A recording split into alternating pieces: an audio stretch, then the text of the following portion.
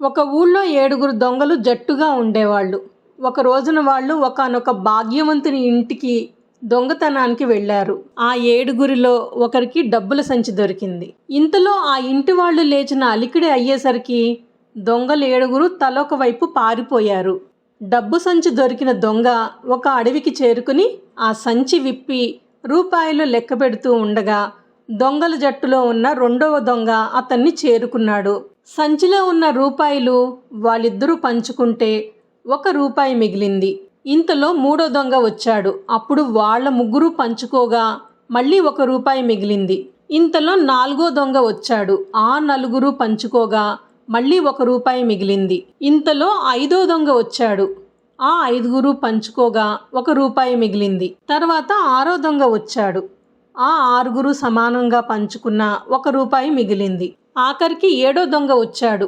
వాళ్ళ 7గురు పంచుకోగా 7గురికి సరి సమానంగా రూపాయలు సరిపోయాయి. ఇంతకీ సంచిలో ఉన్న మొత్తం రూపాయలెన్నో కనుక్కోండి.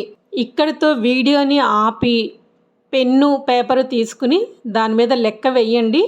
రాకపోతే ఆన్సర్ ఇందులోనే చూడండి. జవాబు: ఆ సంచిలో ఉన్న రూపాయలు 301 రూపాయి మాట. ఇద్దరు పంచుకున్నప్పుడు 150 చప్పున పంచుకున్నారు. ముగ్గురు పంచుకున్నప్పుడు 100 రూపాయల చప్పున పంచుకున్నారు. నలుగురు పంచుకున్నప్పుడు 75 రూపాయలు పంచుకున్నారు. 5గురు పంచుకున్నప్పుడు 60 రూపాయల చప్పున పంచుకున్నారు.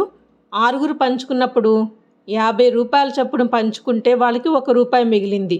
చివరికి 7గురు పంచుకున్నప్పుడు ఒక్కొక్కరు 43 రూపాయల చప్పున పంచుకున్నప్పుడు సంచిలో 0 మిగిలింది. ఇది ఈ ప్రశ్నకి జవాబు.